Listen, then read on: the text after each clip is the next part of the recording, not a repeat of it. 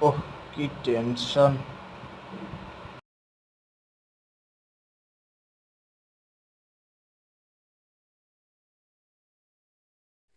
ଏକ ଗଳ୍ପ କମ୍ପାନୀର ଚାକିରି ଓ ଜୀବନର ଯନ୍ତ୍ରଣା।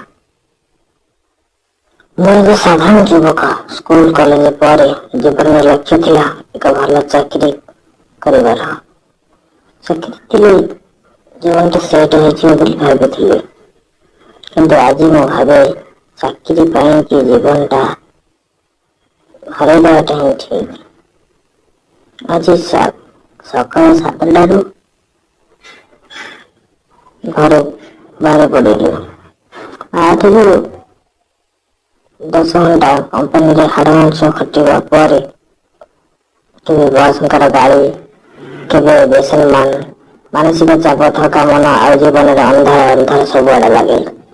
ଘରକୁ ଫେରିଲେ ମା ବାପାଙ୍କର ଦେଖା, ପିଲାର ହସ, କିନ୍ତୁ ମନ ମଧ୍ୟ ହସୁନାହିଁ।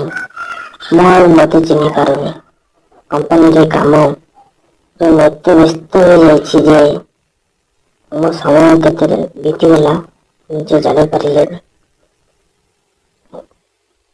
ମୁଁ ଜାଣେ ଆପଣ ଏହିପରି ଅନୁଭବ କରୁଛନ୍ତି। ମୁଁ କେବଳ କହିବାକୁ ଚାହେଁ, ଜୀବନରେ କେବଳ ଚାକିରି ନୁହେଁ, ନିଜ ପାଇଁ, ନିଜ ଶ୍ୱାସ ପାଇଁ ଏକ ଦିନ, ଏକ ଘଣ୍ଟା ତ ମନ ପାଇଁ ରଖ।